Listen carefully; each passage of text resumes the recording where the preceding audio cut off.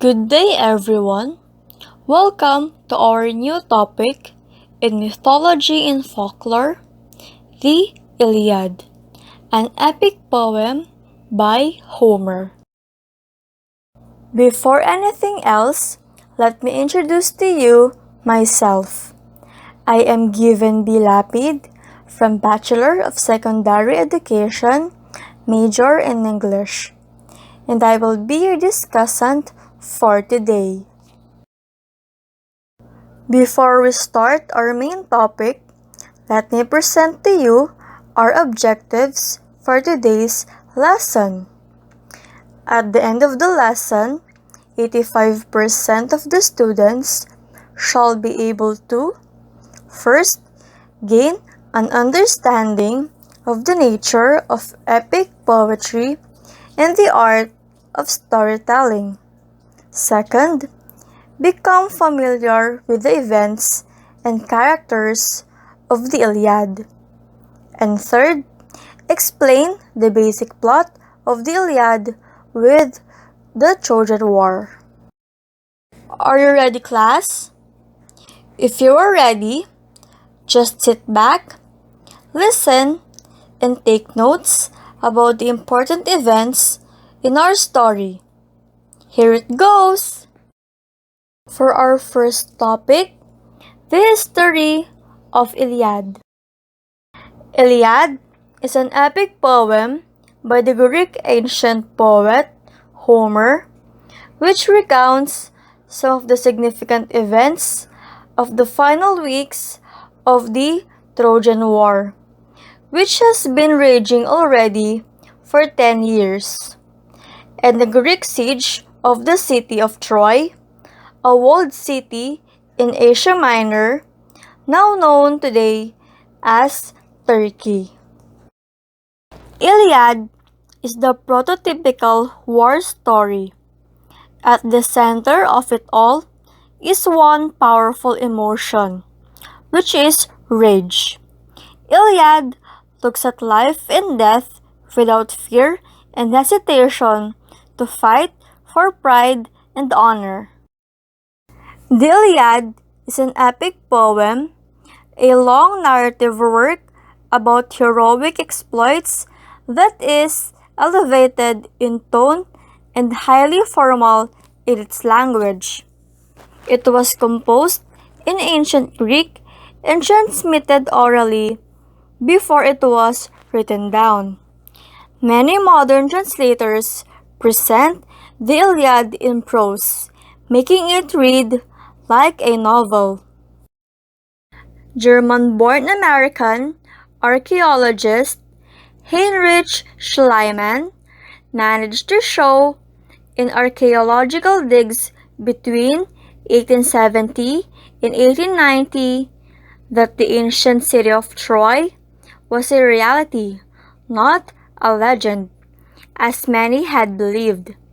But the Trojan War story, as passed down to Homer, was a mixture of fact, legend, and myth. The Iliad ranks as one of the most significant and most prominent works in world literature, in that it established literary standards and conventions that writers have imitated over the centuries, down to the present day. It also created archetypes that hundreds of great writers, including Virgil, Dante, Shakespeare, Stephen Crane, and James Joyce, alluded to when in need of an apt metaphor or simile. In addition, the Iliad provided a motherlode of information about Greek customs and ideals and about Greek mythology. The Iliad was a truly remarkable accomplishment, even though its author had no similar literary model on which to base his work. He wrote a masterpiece that ranks with the greatest works of all time. No student of literature can ignore Homer. No writer's education is complete unless he has read Homer. Let's move on to our second topic, the story of Iliad.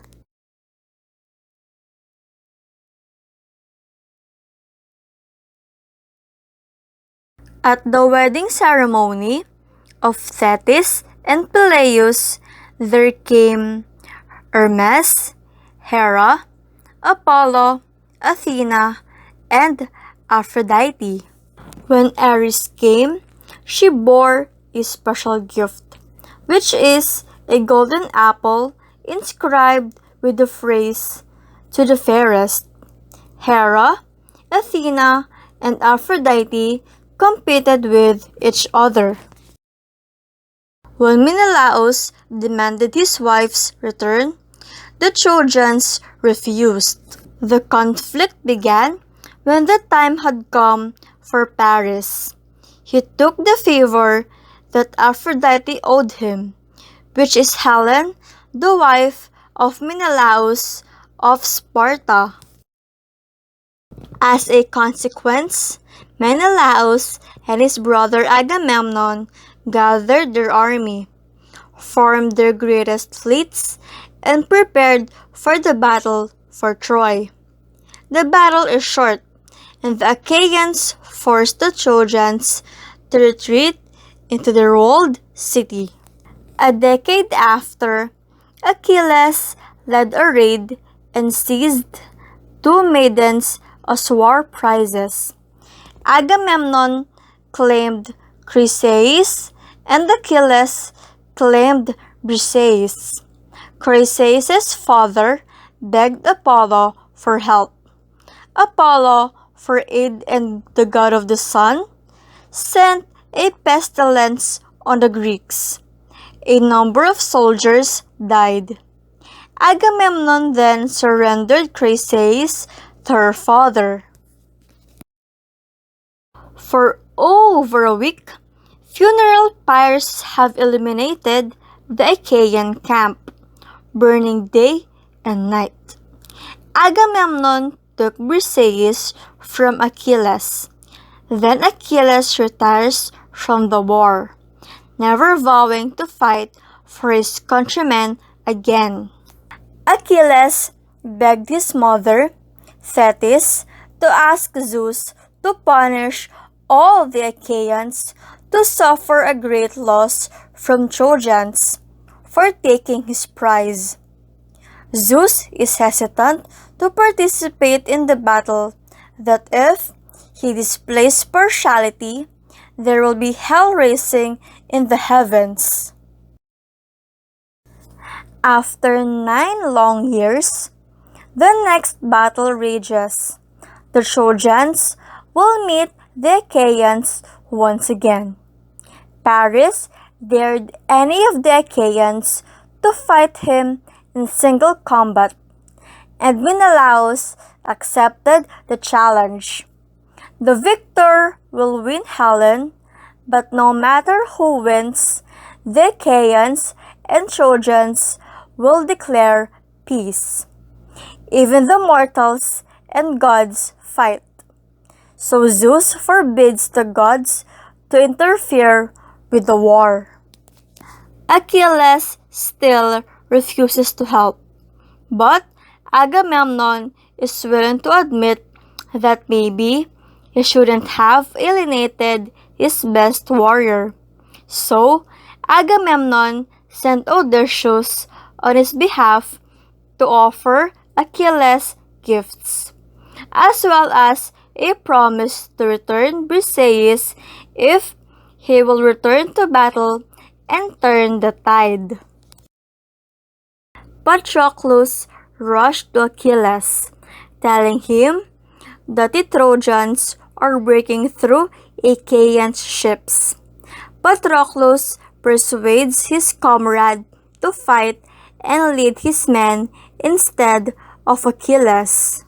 When all seems lost, Achilles agreed, and Patroclus disguised in Achilles' armor, leading the Myrmidons. The plan of Patroclus worked. The Achaeans rally and the Trojans reel. Unfortunately, with the help of Apollo, Hector impales Patroclus with his spear, making the deadliest decision. Hector took the armor Achilles had given his fallen friend and wears it as a sign of disrespect and badge of honor. Back on the battlefield, Achilles vows to kill Hector. Thetis then asked Hephaestus to build Achilles' new armor. The Trojan army retreats behind their mighty walls, aside from Hector. Foolishly, as Troy's protector, he stands his ground out of his profound sense of honor and duty. Achilles chases and then kills Hector in single combat. Achilles essentially holds Hector's body hostage, tied to his chariot, and circles in the walls of Troy 3 times, disrespecting the body. King Priam begged Achilles for his son's body, so he can give it a proper burial. Achilles invited King Priam to prepare Hector's body and orders an attendant. Troy mourns Hector for 9 days, then burns his body and puts the remains in a golden urn that is buried in a modest grave. To further understand the story of Iliad, I included a video made by Course Hero that can be found on YouTube. So here it goes!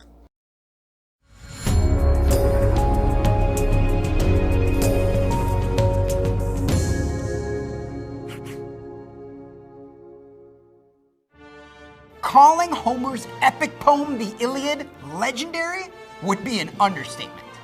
Thousands of years old and dating back to the oral tradition, that is, spoken storytelling that predates writing and the mass proliferation of books. The Iliad is a long, winding tale that documents the Trojan War and the roles of a few key mortals and gods, and a few hundred bit players. Its history, its mythology, and it's an ancient story of adventure. Now, not much is known about Homer, the author. He's the poet to whom ancient Greeks attributed the epic poems the Iliad and its sequel, the Odyssey. Most of what is understood about Homer is actually taken from the perspective of the poems themselves. Scholars believe Homer lived around the late 8th or early 9th century BCE in Ionia, what is now a city in Turkey. He is often depicted as blind, and he may not have even been real at all. Now, Homer belonged to an oral poetry tradition based on the writing style of the poems. These stories were passed down through memorization and were sung by a poet bard for an audience. And all this is important to the context of the Iliad, the lines between what really happened and what was embellished, what was magic and mysticism, and what was a device or metaphor to explain the world all around ancient Greece. They all blur together to create a story that has truly, arguably more than any other like it, withstood the test of time. Also important to the context is understanding the Trojan War, a real war believed to have been caused by Paris' seduction and theft of Helen from Agamemnon. But scholars speculate that the conflict may have had more to do with the dispute over trade routes and the strategic location of Troy at the Hellespont. It is believed to have been fought in the 13th or 12th century BCE. The ancient Greek city-states were fiercely independent and perpetually at war with one another. Homer describes the Achaean army as originating from more than 150 different locations. Now, archaeological evidence found in the ancient city believed to be Troy supports its destruction in war around 1250 BCE. The Iliad and Homer's other major work, the sequel, the Odyssey, were historical accounts of heroic events. The structure of Homer's epics come from the long tradition of oral poetry, so work like this transports readers to a different time, when stories and heroic myths were passed through communities by storytellers with their own spins and styles. These poems are not memorized word for word. Poets improvise from a base narrative structure. The characters, whether historic mortals or representative omnipotent god figures, of which there were many, set an example for Greeks of how to live life honorably. Their messages remained influential through Roman times and beyond. The poet knows the characters and major points of the story and composes the words during the performance and varies them based on context and individual style. The repetition of passages and familiar phrases might seem boring to modern readers, but a master like Homer creatively combines these formulaic elements in a spectacular range of ways. Repetition helps listeners quickly recognize and mentally organize elements of the poem to better understand the overall story. The Iliad and the Odyssey are some of the oldest surviving compositions in any language, and both works continue to remain relevant in academia and literature today. As for the story, in the introduction, readers learn the Trojan War has been raging for 10 years.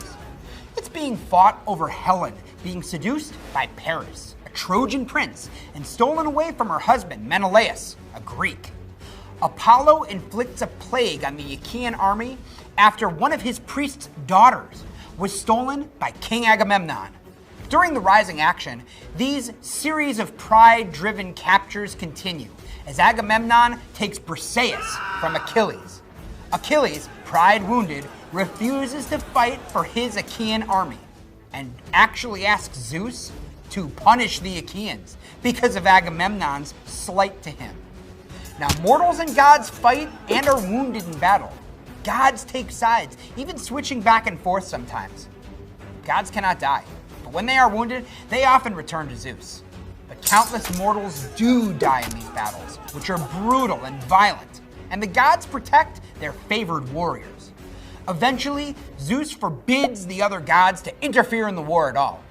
With Zeus's help, Hector, the mightiest Trojan warrior of all, breaks through the Achaean wall to their ships, hoping to burn them. Hector kills Patroclus in battle, and then takes the armor Achilles had given his friend and wears it around as a sign of disrespect. Achilles, learning his beloved friend has been killed, finally joins the battle, and the gods return to the fighting. During the climax, Achilles chases and then kills Hector in single combat. He barbarically drags around Hector's corpse, refusing to return it to his people. The Trojans have been bested, and Achilles has sealed his fate. He will die a glorious death soon, it is promised, having avenged the death of Patroclus. Now, during the falling action, King Priam begs Achilles for his son Hector's body, and Achilles, moved, returns Hector's body to his father. During the resolution of the Iliad, Hector is at last honorably buried in Troy, and the wounds pride have dealt so many characters are healed at last.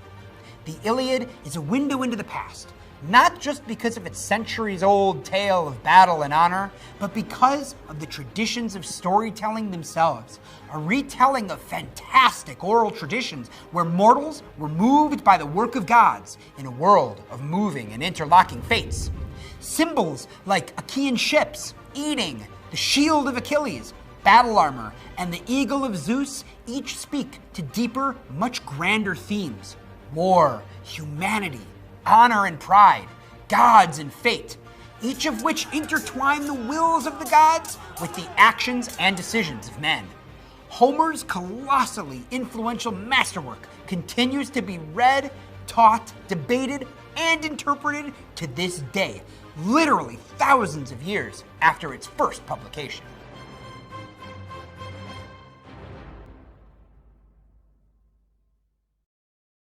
I hope that through the video, you already understand the message of the story. Now, let's move on to the elements of the story.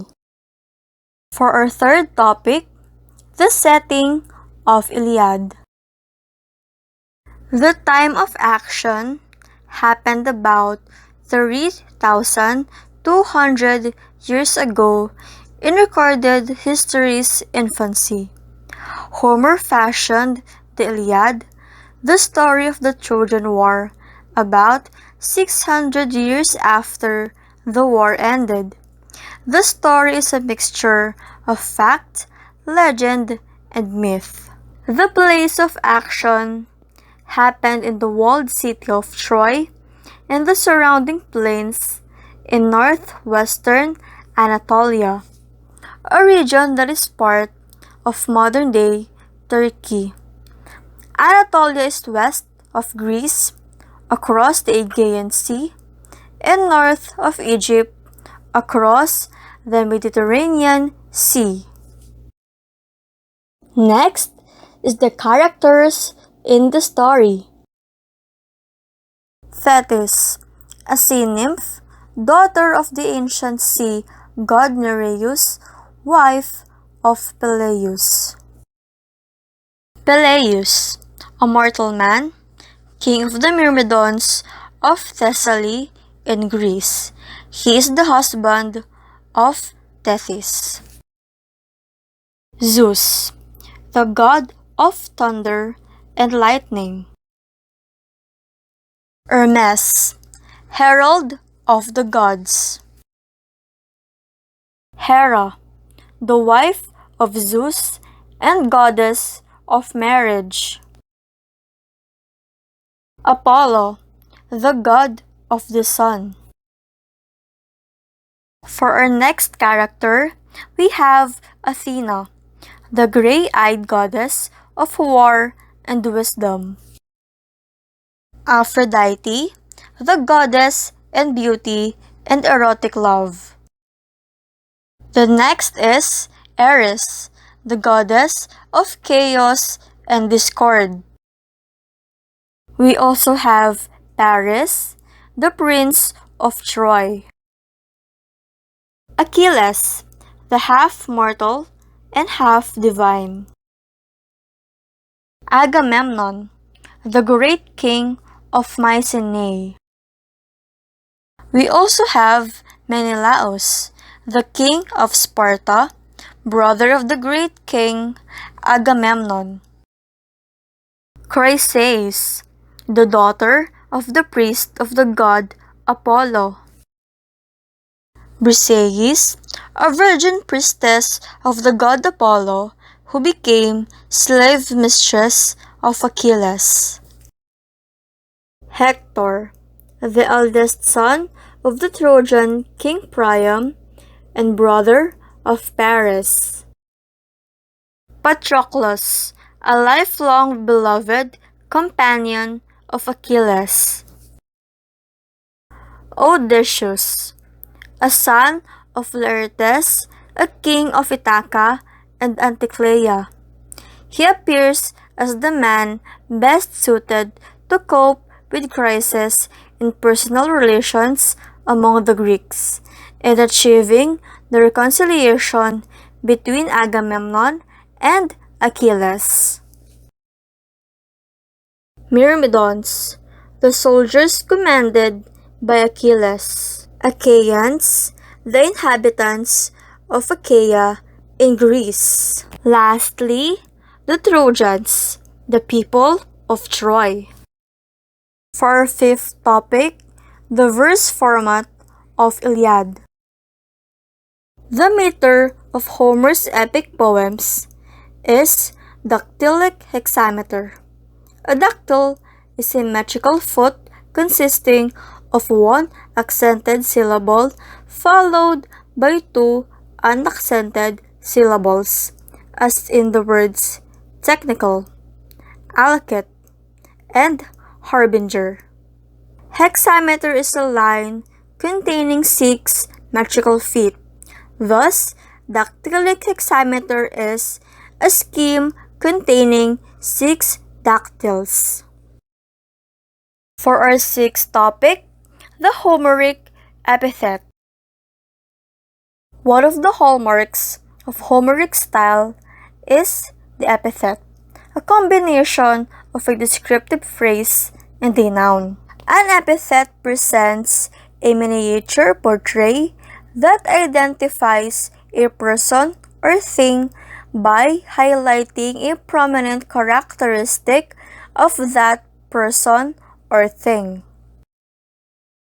For our last topic, the themes in the story. Themes are overarching ideas and beliefs that the writers put into their work. Themes relate to universal human emotions, relations, and expressions. There are many themes in the Iliad by Homer. The first one is war. In this epic, there is war which tests every character, their morality, and finer feelings.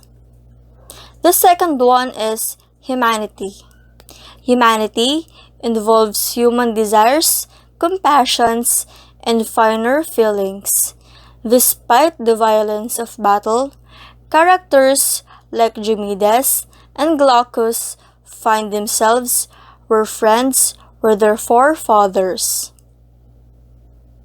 The third one is honor and pride. Honor and pride are two other main themes of the epic, as they combine in various ways with each other. The fourth one is fate. Although human beings act as if they possess an unexpected power, gods determine the destinies of various characters. The next one is mortality. Battles between soldiers are demonstrated to assess one's morality against another. The sixth theme is love and friendship. Such virtues are displayed in various ways by each character. The seventh theme is pursuit of glory. The pursuit of glory is closely associated with military honor or military exploits. The epic admires the families who have displayed military achievements and accomplishments in the wars. The eighth is duty. Duty in sense of duty force Hector to take the big decisions leading to war. Instead of battling the invading enemy, he insults his brother Paris, who elopes with Helen. The ninth is glorification of war. Battle in the movie is glorified. Paris portrays the unmanly character as it endangers love for all. Hector, Achilles, and Ajax, on the other hand, believe the war as a sense of duty. And for our last theme, we have vulnerability of human life. A further minor theme is fragility and insecurity of human life. When Patroclus is killed, Agamemnon will be filled with wrath and will go on a murder spree. He cannot put Patroclus back. Similarly, Achilles died during the war, although he was a demigod. And that's it for our lesson today. I hope that you learned something from this lesson. Thank you for listening.